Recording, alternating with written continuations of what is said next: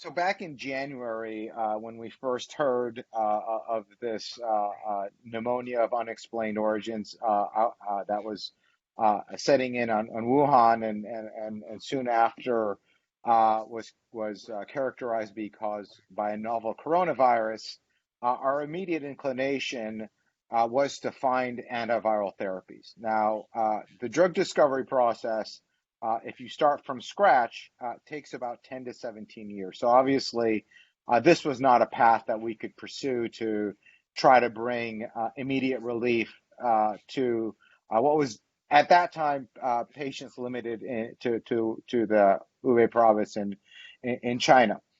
And so the strategy we chose to take was team up with some from friends and colleagues at Caliber, which is the drug discovery arm of Scripps right here across the street. So they had built an FDA-approved library that Evan was mentioning.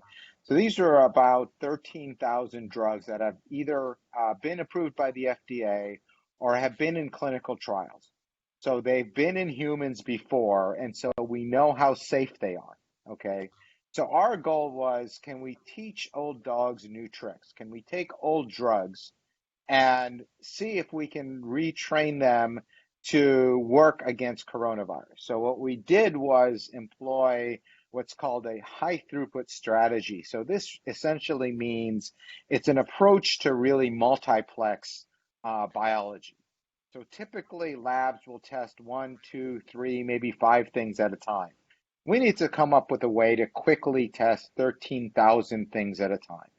And these assays really, you mix live virus with live cells and you look at live replication events, which means how well the virus copies itself in those cells during infection. And so to add to the challenge here, the original goal was to send a postdoc out into Hong Kong who had the virus at the time, and no one here had access to the virus.